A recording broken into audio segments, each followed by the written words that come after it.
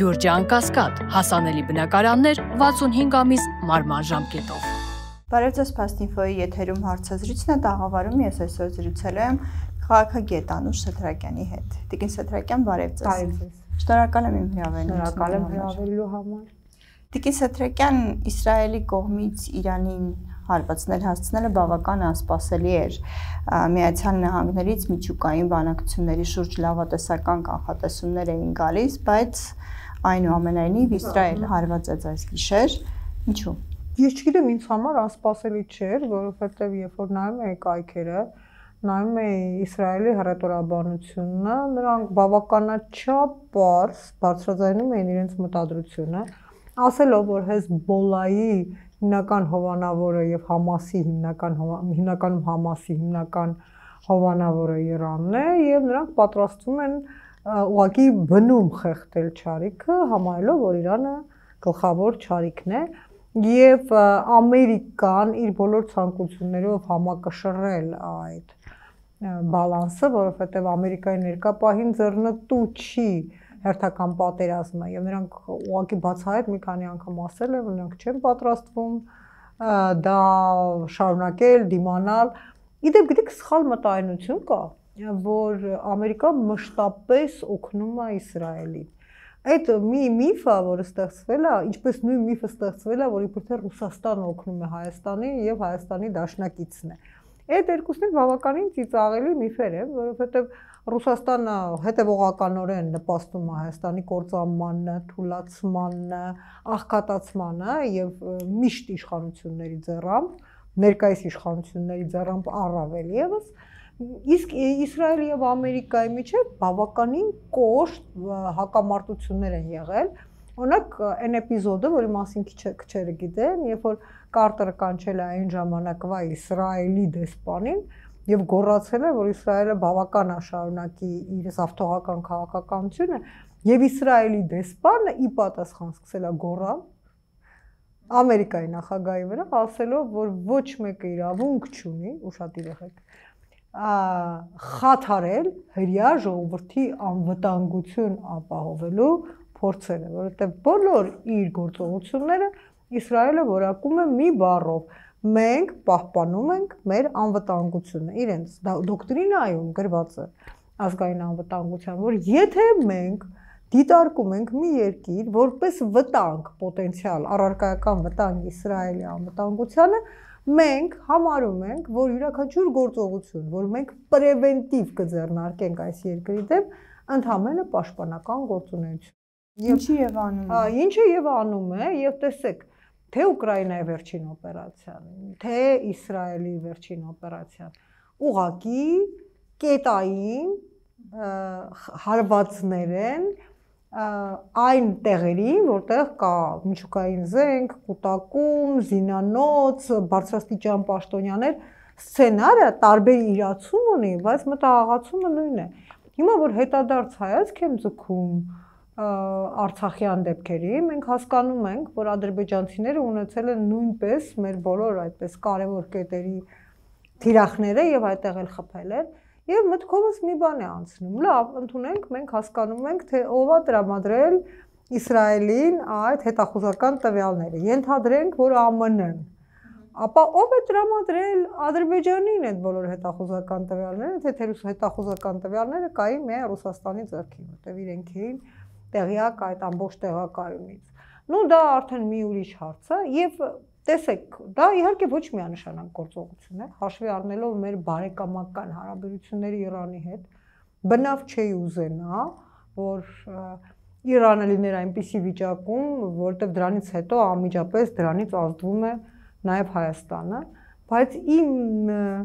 թաքուն երազանքը, որ ես չեմ թաքցնում, ես կուզենայի, որ Հայաստանը լիներ Իսրայելի դերում։ Այսինքն Հայաստանը ունի առարկայական թշնամիներ եւ առարկայական թշնամիների ֆիզիկական ոչնչացման սպառնալիքների, որ անվերջ հնչում են մինչեւ հիմա, հիբրիդային գաղափարական պատերազմի, կրոնական Փաշազադեի վերջին հայտարարությունը, կրոնական եւ կրթական պահանջների, որտեղ մեր թշնամին մեզ ներկայացնում է կրոնական եւ կրթական եւ հայեցակարգային պահանջներ, մենք արձագանք ենք ոչ թե թութակի նման կրկնելով ինչ-որ խաղաղություն բառը, մենք պատրաստ ենք խաղաղության։ Դա խաղաղության կոնցեպտի նենգափոխումն է։ Ասում ենք պատրաստ ենք կապիտուլյացիայի։ Սրա մասին մենք դեռ խոսել ենք Տիկին Սեդրակյան, այնուամենայնիվ այո, վերադառնալով Իրано-իսրայելական հակամարտությանը, ինչպես գիտենք, 6-րդ փուլը միջուկային բանակցությունների տեղի էր ունենալու հունիսի 15-ին, հիմա Իսրայելը չսպասեց մինչև այդ բանակցությունները, այո, ինչու արդյոք։ Որովհետև այդ բանակցությունների ընթացքում կարող էր լինել կոնսենսուս, որ թղթով կամրագրվեր Իրանի եւ արևմտյան տերությունների միջեւ, որտեղ Իսրայելը ավտոմատ դուրս էր գալիս խաղից։ Ուղղակի չսպասեց, որովհետև տեսնում եք ներկա պարագայում միջազգային քաղաքականությունը, դրա մասին ասում են բոլորը։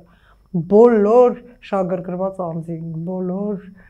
քաղաքագետները, բոլոր բաները, նախկին եւ ներկա պաշտոնյաները, որ միջազգային զսպման կանոնակարգը այլևս չի գործում։ Եվ հիմա գործում է ուժի կանոնակարգը, այսինքն ոչ մի թուղթ, ոչ մի բան, εμείς ասում են սահմանազատում։ Ինչի Ուկրաինան չէր արել սահմանազատում, ինչքան հիշում եմ 2000 թվականների մինչև 10-ական թվականը Ռուսաստանն եւ Ուկրաինան արել են պաշտոնական թղթով սահմանազատում։ Ինչ եղավ, այսինքն գործում է ուժի իրավունքը եւ Իսրայելը գործում է, նայեք այսպես, Իսրայելը կարող է, իմ կարծիքով, գործում է շատ հումանիստական կանոնների դեմ, շատ աշխարհաքաղաքական տրամաբանություններին դեմ, շատ, չգիտեմ, կարող եմ ցուցակ անվերջ շարունակել, բայց Իսրայելը միանշանակ գործում է իր պետության շահերի շրջանակներում։ Եվ այստեղ շատ մեծ տարբերություն կա, ասեք, բայց դեպքում բոլորն էլ կարող են իրենց պետության շահերի շրջանակներում գործել, մեծ տարբերություն կա։ Այստեղ մեծ գերտերությունների, օրինակ Ռուսաստանի, ԱՄՆ-ի, Եվրամիության գործողությունները իսկապես գաղութային ակնկալիքներ են, փոքր երկրի ինքնապաշտպանություն, փոքր, կարող է անցնել որոշակի, այսպես բան ընդունված կանոնակարգեր եւ կրկին ասում եմ, 88 թվին, այո, մենք այդ սահմանները անցանք, որի շնորհիվ ունեցանք եւ հաղթանակ, որի շնորհիվ ունեցանք Արցախ, որի շնորհիվ ունեցանք քիչ թե շատ կայուն պետություն։ Փոքր երկրները պաշտպանական այս կոնտեքստում երկու տարբերակ ունեն, կամ ինչ որ լիմիտներ անցնելու եւ մնալու, կամ ուղղակի կուլ գնալու եւ վերանալու։ Երրորդ տարբերակ չկա։ Կրկին գալով այս հակամարտության ուզում եմ հասկանանք, թե մինչև ուր կարող է հասնել եւ արդյոք Իրաքի եւ Սիրիայի սցենարը կարող է կրկնվել Իրանի դեպքում եւ առանց Միացյալ Նահանգների աջակցության, որտեղ հայտարարել էին, որ չեն աջակցում, գոնե Միացյալ Նահանգները այդպիսի հայտարարություններ արել։ Միացյալ Նահանգները շատ, հա, իհարկե, օպտիմալ չեն աջակցում, դաշնության մասին չեն հայտնում, խաչակնքվում են եւ ասում են մենք այստեղ կապ չունենք, թեև Իրանը ամենևին էլ չի հավատում։ Իհարկե, ոչ ոք էլ չի հավատա, թեպետ ես ձեզ ասեմ, իսրայելյան, ինչպես նաեւ ուկրաինական հակահետախուզությունը չափից դուրս ուժեղ է։ Օրինակ նայեք, ռուսական հարվածի ընթացքում, այս ուկրաինական հարվածի դեպքում Ռուսաստանին, բոլորը ասում են Ամերիկան է տրամադրել պայմանները, բաներ տվյալները, բնավ Ռուսաստանում ուկրաինացիները ներդրել էին գործակալական ցանց եւ ընդ որում այժմ Իրանը հրապարակել է, որ ՄԱԳԱՏԵ-ի այդ բոլոր անձինք եղել են իր բանի Իսրայելի օգտին հետախուզությամբ, շպիոնությամբ, այսպես ասած, լրտեսությամբ զբաղված մարդիկ։ Այսինքն շատ մեծ կապ ունի, թե ինչպիսի գործակալական ցանց դու կներդնես տվյալ քո հակառակորդ երկրում։ Հիմա ինչ եք կարծում, Հայաստանում թուրք-ադրբեջանական եւ ռուսական գործակալական ցանցը ինչ էֆեկտիվությամբ է գործում։ Անասելի։ Դրա համար մի քիչ այդ տիեզերական տվյալները, չգիտեմ ինչը, մասկի այդ բաները մի կողմ, միշտ ամեն ինչում որոշում է պատերազմի ընթացքը երկու գործողն, ես դա համոզվել եմ ուսումնասիրելով բազմաթիվ կոնֆլիկտներ եւ պատերազմներ, Առաջինը հանրային կամքն է, հանրային հավաքական կամքը։ Եթե ինչ-որ մի բան դու որոշում ես, եւ դա հանրային մակարդակով է որոշվում, ոչ թե էլիտանա որոշում եւ զինվորներին քշում է պատերազմի։ Դա հանրային հավաքական կամքն է, որի շնորհիվ հաղթվեց Երկրորդ համաշխարհային պատերազմը, որի շնորհիվ մենք ունեցանք Արցախը եւ բազմաթիվ տարբեր օրինակներ, որի շնորհիվ ասենք Ֆինլանդիան փոքրիկ Ֆինլանդիան կարողացավ գաղութարար Ռուսաստանի դեմը կանգնել։ Հավաքական կամքը իհարկե եւ մարդկային գործոն, այսինքն ով է քո ղեկավարը։ Եթե Ուկրաինայի ղեկավարը լիներ Զելենսկու փոխարեն իր բոլոր թերություններով հանդերձ, Ուկրաինան վաղուց կապիտուլացվել էր։ Այսինքն նաեւ այն լիդերը, որը կարտահայտի ժողովրդի հավաքական կամքը։ Եթե այն ժամանակ Լևոն Տեր-Պետրոսյանը, Վազգեն Սարգսյանը, Վանո Սիրադեղյանը չլինեին այդ ամեն ինչի գլխում, ամենայն հավանականությամբ Արցախը հանձնվել էր։ Ուրեմն եկեք հասկանանք, որ էլիտաները երբեք չեն կարող լինել լավը։ Իսկապես, իրենք բոլորը վատն են։ Որտեղ իրանցից անկախներ գրավում են, բաժիջ գործողությունների, կոռուպցիոն սխեմաներ, ինչ ուզում ես արա, բանը, ֆավորիտիզմի եւ այլնի մեջ էլիտաները միշտ վատն են։ Դրա համար Մակրոնի նման հրաշքին ֆրանսիացիները առավոտից իրիկուն նախշում են։ Ուղղակի նախշում են ամենաանտանելի բառերով, որ լսես թվում է, որ մարդը դժոխքի պրոդուկտ է, երբ որ Մակրոնի նման կիրթ, լավ քաղաքական գործիչ շատ դժվար է պատկերացնել իսկապես անկախ Ֆրանսիայի հանդեպ իմ սիրուց, բայց էլիտաները պետք է լինեն պետության համար օգտակար պետության եւ պահին հարմար։ Եվ եթե դու հանկարծ մեր դժբախտ օրինակով չունես այդպիսի էլիտա, դու կորած ես։ Բայց այդտեղ նաև հանրային կամք հաստիկ։ Այո, հանրային կամք, այսինքն Նատանյահուին ատում են բոլորը։ Այդ թվում իր երկրում։ Ոչ, իր երկրում, դա ոչ թե ատում է, որ մեկին խոսացնես, մի հատ թքում է, նոր արտասանում է այդ մարդու անունը։ Բայց այն բանը, ինչին ծառայում է Նատանյահուն, արտահայտվում է հրեական ժողովրդի հավաքական կամքի։ Բոլորը ասում են Նատանյահուն սենց անում է, որ բան իշխանություն չտա, որ իրեն չդատել, ինչի համար, ինչ ուզում է անի։ Նա անում է մի բան, որ համընկնում այն ժողովրդի հավաքական կամքին, վերջ։ Դրանով վերջացավ։ Բոլորին թվում է, որ լավ լիդերը, ինձ էլ է ժամանակին թվում, դա ժամանակին ես էլ էի ապուշ, որ լավ լիդերը դա չկոռումպացված, այսպես պուպուշ, ժողովրդի մասին հոգացող մարդ է։ Դա ուղղակի փոքր երկրի համար, կրկնում եմ, փոքր երկրի համար, դա ինչպես ասեն անգլիացիները wishful thinking է, էլի, երազախաբեություն։ Որտեղ ոնց կարելի է այսպիսի դաժան պայմաններում երազել ինչ-որ պուպուշ լիդեր։ Դաժան պայմաններում պետք է լիդեր լինի, որ իզորու լինի, a. ապահովել երկրի անվտանգությունը, b. ապահովել երկրի հարաբերական ստաբիլություն։ Իսրայելի փոքր լինելն է նաև պատճառը, որ օրինակ Եվրոպան եւ մնացած երկրները, պետությունները հանդուրժում են այն անմարդկային գործողությունները, որ իրականացվում են օրինակ Գազայում, օրինակ Իրանի դեպքում գիտենք, որ խաղաղ բնակիչներ, այդ թվում երեխաներ են զոհվել։ Եկեք լինենք արդար։ Այո, որովհետև ոչ միայն Իսրայելն է Գազայի դեմ իրականացնում այդ գործողությունները, այլ հոկտեմբերի 7-ի այդ տխրահարճակորը մենք գիտենք, թե ինչպիսի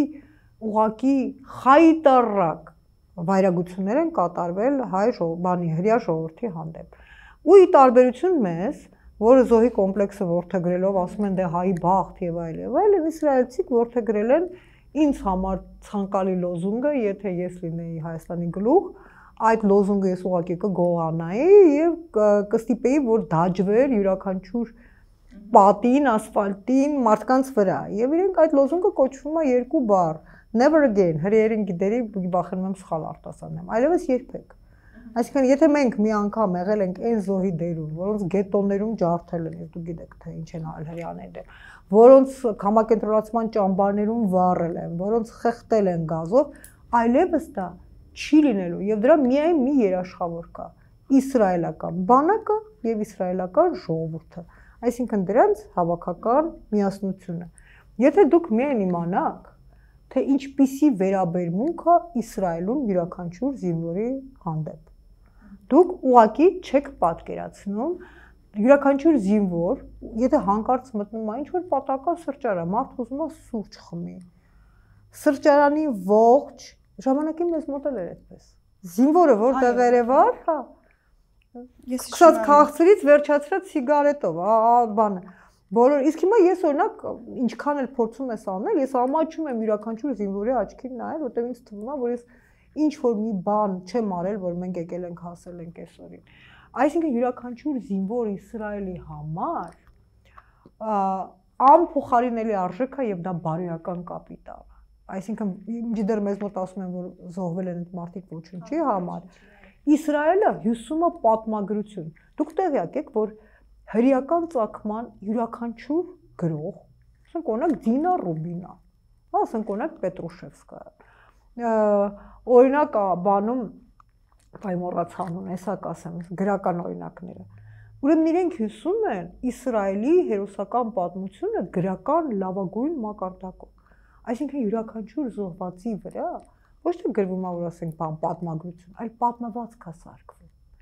Պատմվածք, որը կարդալուց հերոսացվում են, ընդ որում գիտեք ոնց, ոչ թե պաթետիկ, այլ մարդկային մակարդակի վրա, որ դա մեծ կորուստ է, որ դա սարսափելի բան է։ Բայց ահա այդ գեղեցիկ, հրաշալի, պայծառ տղաներն ու աղջիկները զոհվում են հանուն Իսրայելի գերագույն նպատակի։ Հիմա մի հատ համեմատություն անցկացրեք եւ հասկացեք, որ թե ինչու ենք մենք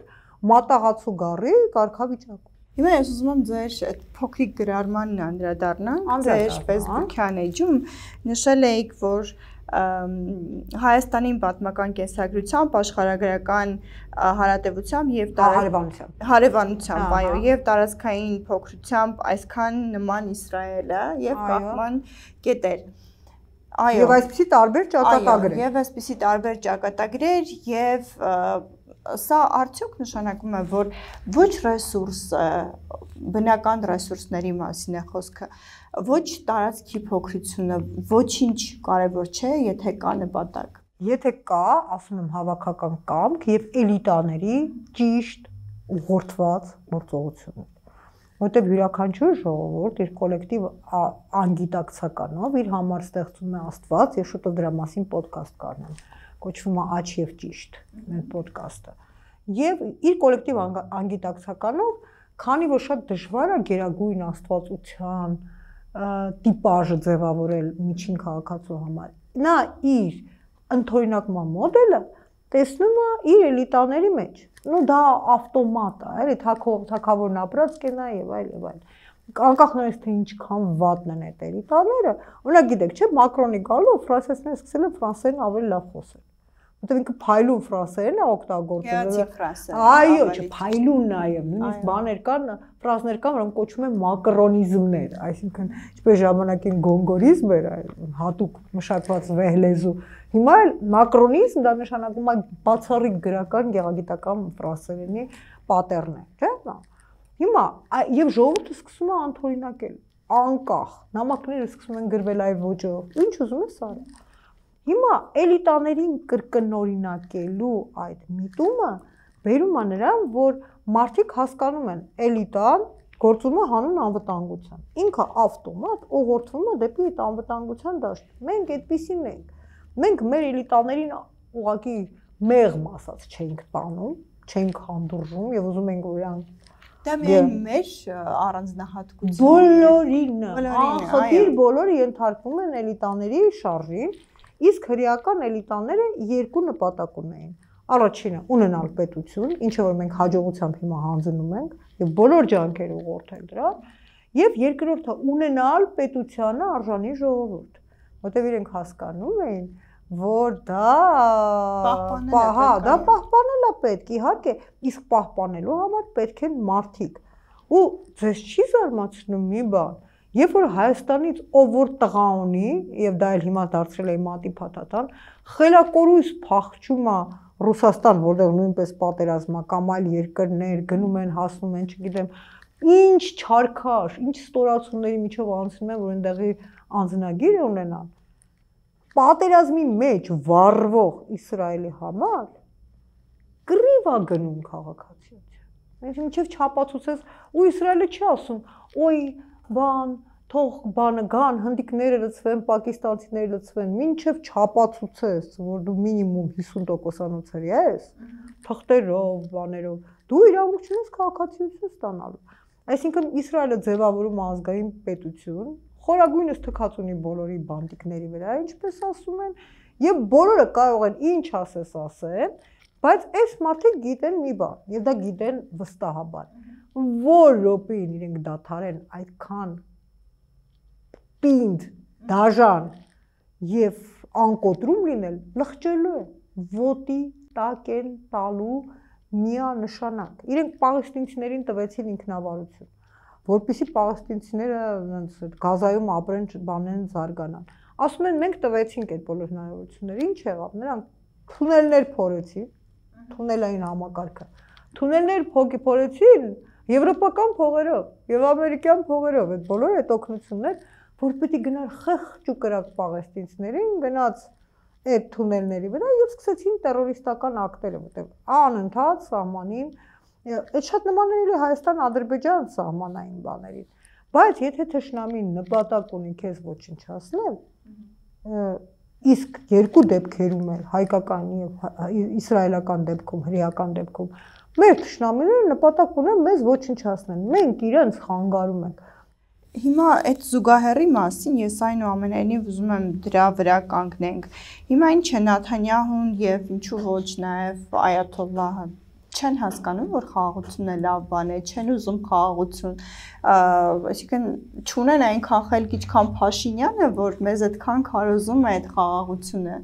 Փաշինյանին պետք է խաղաղությունը սեփական կյանքը փրկելու համար եւ հնարավորության դեպքում սեփական իշխանությունը շարունակելու համար։ Նրան բոլորովին պետք չի թե ինչա Հայաստանին անհրաժեշտ, որովհետև չէ, նայեք, եթե խաղաղություն լինի թեկուզ այժմյան ստորացուցիչ պայմաններով, այսինքն եթե թշնամին կանգ առնի, ասենք եկել ենք, հասել ենք։ Մենք այն ժամանակ, երբ որ հաղթողի դերում էինք, ոչ Ադրբեջանից պահանջեցինք, որ սահմանադրություն փոխի, ոչ պահանջեցինք, որ գերբը փոխի, ոչ պահանջեցինք, որ եկեղեցու մեջ Միգուցե դա էր մեր խնդիրը, որովհետև մենք թղթին չհանձնեցինք կամ չկարողացանք կամ չհասանք։ Պատմությունը աղձական եղանակ չունի, история не знает сослагательного наклонения։ Ինչ եղել է, արդեն եղել է, արդեն այդ սխալները քննարկելով մենք չենք կարող առաջ գնալ, բայց վատը այն է, որ ներկա պարագայում խաղաղությունը մեզ չի տրվում, մեզ տրվում է կապիտուլյացիա, ընդ որում ամենաստորացուցիչ պայմաններով պետության ավարտման վերջնական նպատակով։ Ես էլի եմ ասում ու էլի կկրկնեմ։ Այդ որ երկիրը, դες հրեական օրինակը ինչի բերեցի։ Հրեական օրինակը բերեցի, որ հրեան ամեն կերպ խրախուսում է, որ իր պետություն մտնի հրեա։ Նախ եւ առաջ հրեա, որտեղ իրենք ազգային նպատակ ունեն, ազգային խնդիր ունեն։ Ասենք մեզ չի հասկանա Սառն օտարուհիները, մեզ չի հասկանա Տերյանը ոնց էր գրում, մեզ չի հասկանա օտարերկրացի, մեզ չի հասկանա Սառն օտարուհին։ Չի հասկանա, ասենք ընդունենք, եթե ռուսը որոշի գնա Իսրայել, նա չի մասնակցի ազգային անվտանգության կառուցմանը։ Հիմա ուշադիր նայեք։ Հայաստան եկել են հնդիկներ welcome։ Հայաստան գալիս են պակիստանցիներ շատ մեծ պրոբլեմա, լավ էլի welcome մենք բան։ Հայաստան գալիս են ռուս ռելոկանտներ, որոնցից գոնե 30%-ը հաստատապես KGB-ի գործակալ է։ Վստահ եք։ Վստահ։ Այդ 30-ը քիչ եմ ասում։ Welcome, էլի welcome։ Բայց լավ, այդ Եվրամիության դիտորդներին էլ են մեղադրում լրտեսության մեջ, դրանց էլ հա, էլի։ Ռուսական կողմը։ Դա։ Բայց նայեք, այդքանի մեջ welcome, բայց դու ունես քո գենի, քո հավատքի, քո ազգային նպատակի կրող Արցախահայություն, որին դու ամեն կերպ հալածում ես։ Նայեք, հրեական տարբերակը եւ Արցախի տարբերակը։ Դուք տեսնում եք ոնց է գործում պետությանը պահպանման միտված օրինական կարգը եւ ոնց է գործում պետության դեմ աշխատող այո միտված կարգը այսինքն այդ օրինակները այնքան բացահայտ են որ այդ օրինակները ուղղակի անտեսելը դու չես ուզում որ քո մոտ մտնի երիտասարդ որտեղ լիքը երեխեք կա ջահել մեկը մեկից ընտիր երիտասարդ կարող որտեղ արցախայությունը հաստատ հայության այսպես պայծառագույն հատվածներից մեկն է, որովհետև շատ երկար իրանք չեն խառնվել եւ մնացել են այս ուսական իրենց հողում։ Միայն ասում եմ պետքա մեծ տաղանդ ունենալ, որ նրանց վտարել եւ դա հաջողվեց ոմանց։ Եվ բանը հավատքը նույնն է, մոտեցումը նույնն է, լեզուն նույնը, դու փոխանակ դողաս դեմոգրաֆիական այդպիսի գանձի վրա, այո, դա դեմոգրաֆիական գանձ է։ Դու այնպես ես անում, որ այդ մարդիկ հիասթափվեն, որ քո այսպես կոչված բան իբր թե քաղաքական բաները, չեմ ուզում այդ բառերը ասեմ, էլի, ախր այդ բառերը, նո քաղաքական սպասարկուներ է, լավ, այդպես ասեմ, աչ ու ձախ, տակից, վրից, բանը, արշավատելության արշավ հրահրեն արցախցիների դեմ։ Դու քո կրոնը, որը քո ազգապահպանման հիմքերից է մեկն է եղել, ինստիտուտն է եղել։ Ասում ես ագնոստիկ եմ, ես ընդհանրապես այդ ամբողջ այդ կրոնախևությանը միշտ դեմ եմ եղել, բայց հիմա երբ որ եկել է պետության լինելուն չլինելուն, պետության յուրաքանչյուր հենարան, որը պահում է այդ ազգային միասնությունը, դրա վրա պետքա դողալ։ Մեկը այդ արցախայությունն է, մյուսը եկեղեցին է, այդ ամենը կարելի է փշրել, միանշանակ, որովհետև ուրիշ տրամաբանություն դրան չկա։ Չկա։ Դե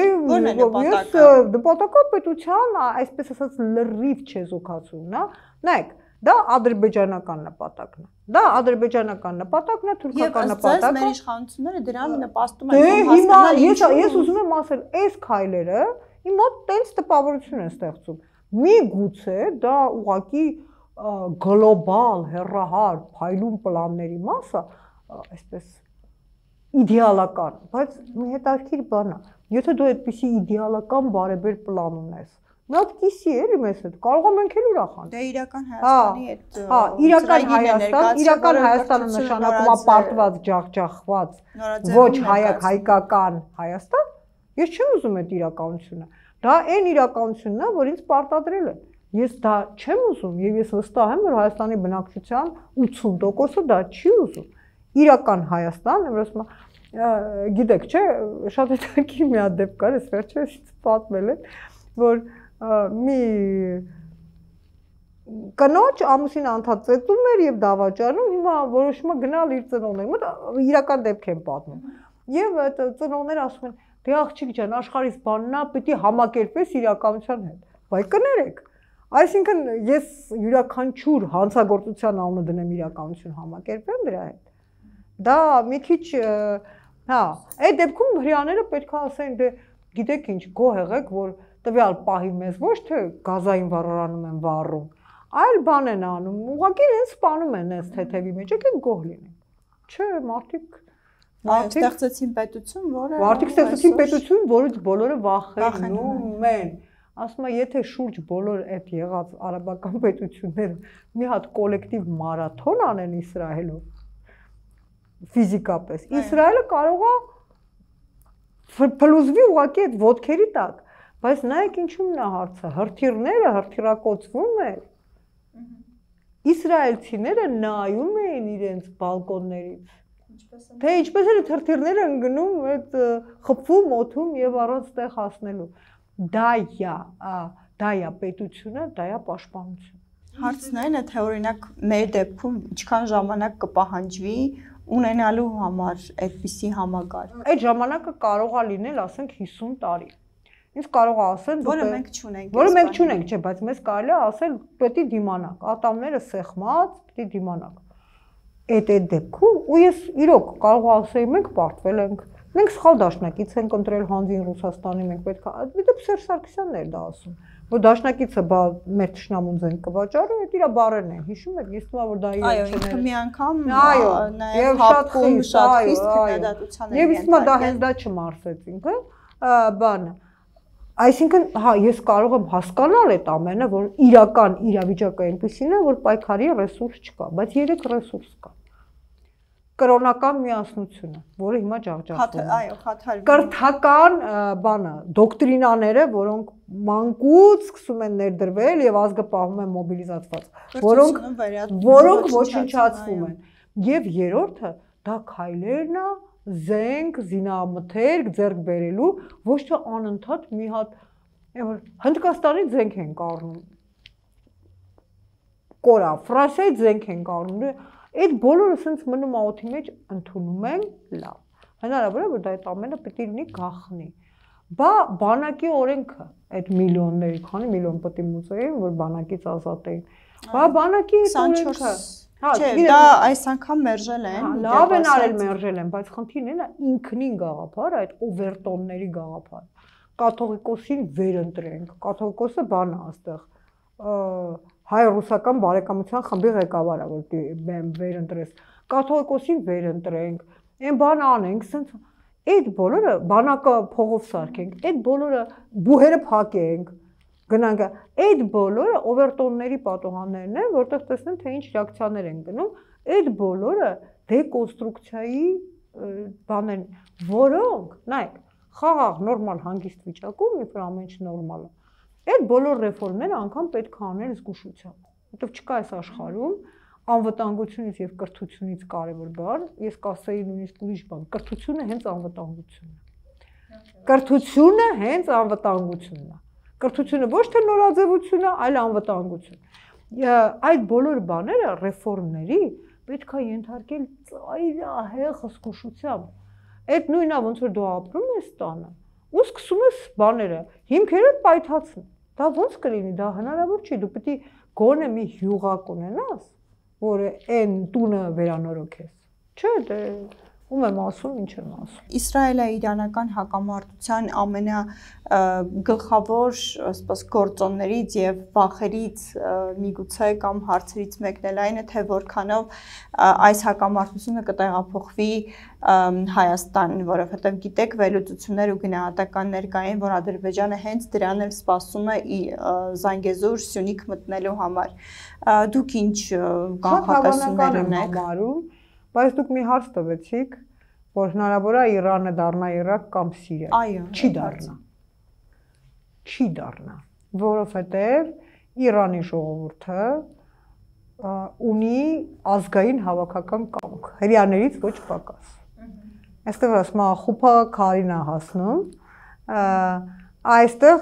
Իրանի ժողովուրդը այն ժողովուրդը չի, որը կարող է դա մարսել, թե ի վերջո բան են, էլի մեծ մշակույթի, դարավոր, բացառիկ մշակույթի կրողներ են։ Ես ընդհանրապես մտածում եի երբեմն, որ եթե հանկարծ հրեա իրանական դաշինք ստեղծվեր, այս աշխարհում ոչինչ չէր կարող դիմադրել այդ դաշինքին, որտեղ տարբեր քաղաքակրթությունների միասնությունը այդ որակի, այդպիսի ուժգնության կարող էր ամեն ինչի լուծում հանդիսանալ, ընդ որում լավ հանգուցալուծում, որտեղ իրանցիներն էլ ունեն եւ փայլուն դիվանագիտություն, եւ դիմադրելու կարողություն, եւ կրոնական միասնություն այդ հрьяաներին եւ իրանցիներ շատ նման բաներ ունեն։ Հա, շատ նման բաներ ունեն ի տարբերություն մեզ, ցավոք։ Տեսեք ճակատագրերը այդքան նման են, այստեղ չէ։ Նո, Իրանը շատ բան ասում է hard nut to crack, էլի, այդ փոփոքը դժվար կջարդվի։ Նենց չի, որ ես դեռ սպասում եմ Իրանի հակաքայլերին, մեկ-մեկ խոսում են Ռուսաստանի ժողովրդի միասնության, ամուր կամքի, չկա տենց բան, սուտա։ Ռուսաստանի ժողովուրդը վաղուց արդեն կրավորական, ստրկական վիճակում է, ու գիտեք ինչի, որովհետև բան չունի, այդ ընդհանրական մոդելը չունի հավասարության։ Իսկ մենք Մենք ինչ, մենք ներկայությամբ դադար, ես հիշում եմ, թե ինչ գործոն ենք մենք այն ժամանակ, երբ Արցախը մերն էր։ Ես ուզում եմ հասկանալ, եթե իշխանությունը փոխվի, մենք վերագտնելու ենք մեզ։ Մի գաղտնիք կիսեմ ձեր հետ։ Գիտեք ինձ թվում է ինչի իշխանությունը այսօր չի փոխվում, որտեղ ոչ ոք չի ուզում ստանձնել այս ավերակների վերականգնման դերը։ Այնպես է հիմնահատակ քանդված։ Ընդ որում ամենավատը հենց բարոյական եւ հոգեբանական մակարդակի վրա, որ բոլորը, ախտիր բոլորը, հիմա եթե բոլորին հոգեկան անալիզ անենք, փսիխոանալիզ անենք, հայ յուրաքանչյուր հայ հոգու խորքում ունի անվերջանալի մեղքի զգացում։ Սեփական մորթապաշտության, վախկոտության, կրավորականության համար։ Հիմա ներկայիս իշխանությունները փորձում են այդ նորմալ բնական մարդկային հումանիստական մեղքան զգացումը խեղդել նրանով, այսինքն ապա մոնտաժել եւ սարքել են, որ այո, դու ոչ մեկի առաջ պարտական չես, դու պարտական ես մենքո առաջ, կյանքը վայելի, կյանքը հնարավոր չի վայելել, երբ որ հարազատը մահացած է։ Կյանքը հնարավոր չի վայելել, երբ որ տունը քանդված է։ Ինչքան էլ ջանաս, մեկը ես։ Ամեն կերպ ջանում եմ վայելել։ Մեկը, այն որ ասում է քթից դուրս է գալիս, որտեղ միշտ ասում եմ, դա ակասի ձեզ յուրաքանչյուր հոգեբանական տեսություն, որ աշխարհի ամենասոսկալի վիշտը այն է, որը մարդը չի ընդունել իբրև վիշտ։ Այսինքն ալկոհոլիկը պետք է ընդունի, որ ինքը ալկոհոլիկ է, որ դուրս գա դրա միջից, բռնաբարվածը պետք է հասկանա, որ ինքը բռնաբարված է, որ այդ վերապրի։ Յուրաքանչյուր այն մարդուն վրա հարձակվել են, պետք է այդ տրավման ապրի, վերապրի, նոր գնա դեպի առողջացում։ Մենք պետք է հասկանանք, որ մենք հանդուրժել ենք այն մարդկանց, ովքեր մեզ հետևողականորեն տարել են դեպի ազգի կործանում, որ մենք թույլ ենք տվել, գիտեք ինչ է, բոլորը կարող են պարտվել։ Բոլորը կարող են պարտվել։ Բոլորը կարող են պարտվել եւ դա նորմալ է, բայց պարտությունից հետո վերընտրել են մարդկանց, ովքեր բերել են այդ պարտությունը, դա արդեն ազգային խարան է։ Դա արդեն ազգային խարան է, դրա տակից դուրս գալը շատ բարդ է։ Կարծում եք կրկնվի նույն իրավիճակը, թե այնուամենայնիվ այս անգամ ասեմ, ինձ համար արդեն միևնույն է։ Ես շատ վատ բան եմ ասում, այո, բայց ես էլ եմ մարդ եւ ես ինքս էլ եմ ենթակա այդ ապաթիային եւ բանին, որովհետեւ անհատական ապաթիան անհատական է հաղթահարվում։ Իսկ ազգային ապաթիան կարող է հաղթահարվել միայն ազգային ձևով։ Չի կարող մեկը գորգռա այնտեղ ճվաճը չա եւ ժողովուրդը ողջավորված գնա։ Այս ժողովուրդը 3 տեղից ողնաշարը կոտրած։ Հիմա վերջին ողնաշարն է կրոնական, մարդը ոնց է, վերջին հույսը առաստվածա, չէ։ Հիմա այդ են ուզում վերացնել ու Կարծում եք հաջողվելու է, թե այս անգամ Ինքան բանը հաջողվել, որ ես արդեն այն որ կասկածում եմ, տեսեք, հրեական քաղաքական էլիտան ահավոր աշխարհիկ է։ Ագնոստիկ են խոսքը չի, նույնիսկ ցինիզմի աշխեն աշխարհիկ։ Բայց երբ որ բողոքում են, որ հավատավոր են հրեա ֆունդամենտալիստները, դա խայտառակություն է։ Ոչ մի մուսուլման ֆունդամենտալիստ հրեական այդ ֆունդամենտալիզմին չի հասնի։ Բայց երբ որ ամեն անգամ ասում են, որ սրանք համահանում են բանը, այդ քաղաքական էլիտան մի բան է ասում։ Թող բանակում ծառայել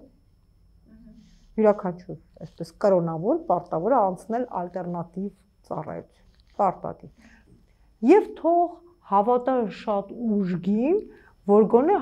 հավասարակշռեն ընդհանրապես անհավատների բալանսը, այսինքն իմանալով, որ արդեն հնացած է, հնամենի է, նույնիսկ դեբիլության աստիճանի է հասնում, ոչ միայն հանդուրժում են, այլև ձեռք չեն տալիս, որտեղ դա անհրաժեշտ է։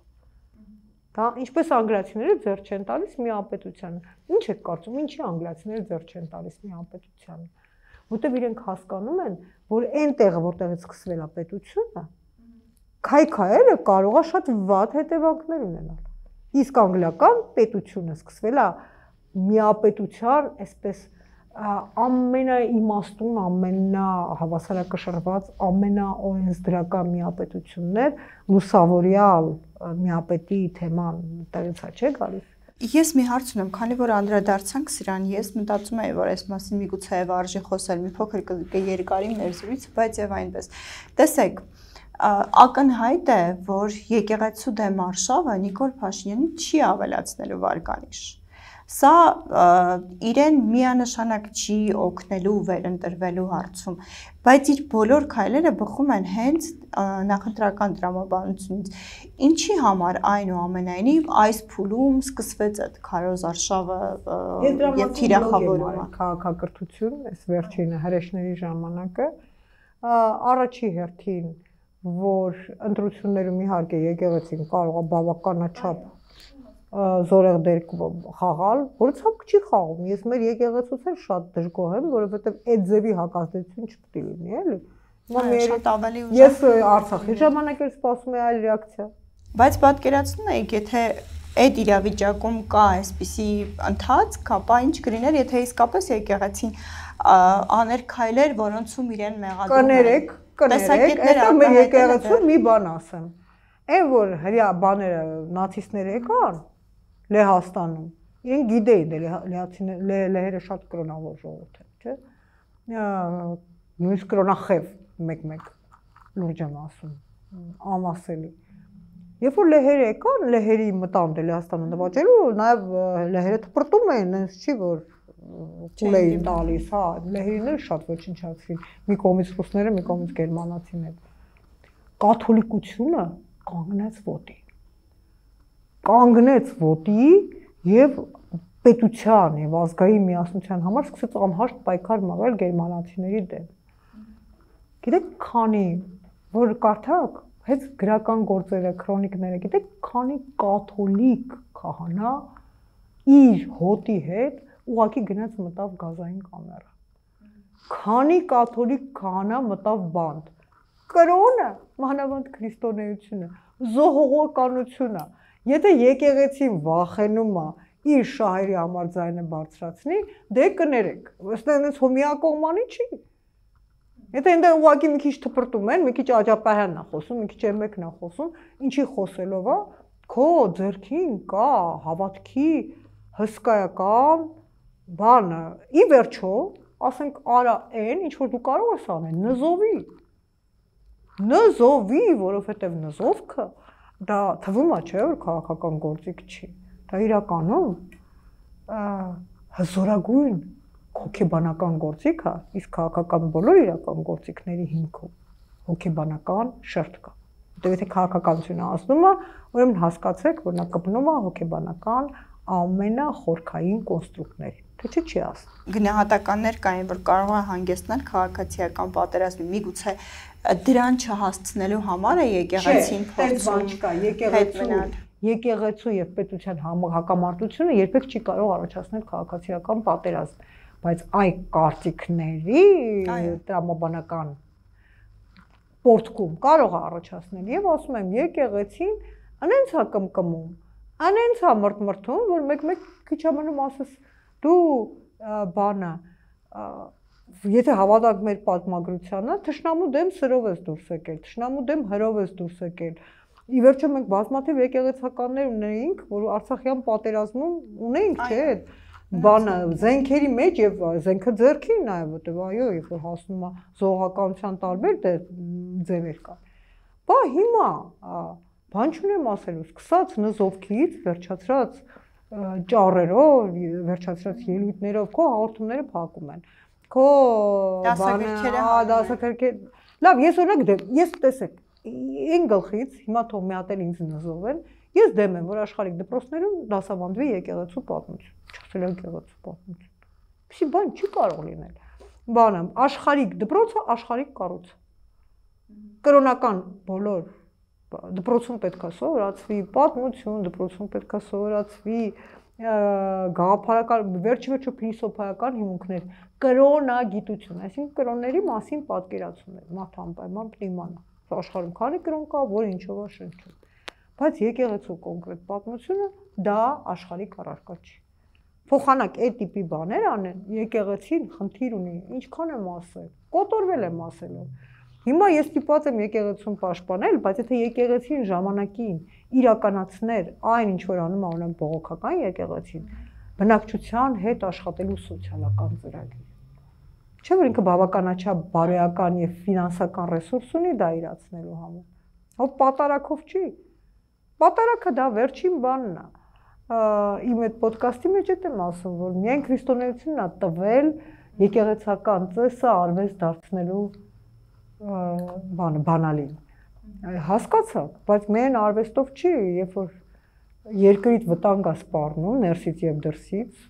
սա գործելու ձև չի։ Եվ այնուամենայնիվ վերադառնալով նախորդ հարցին, արդյոք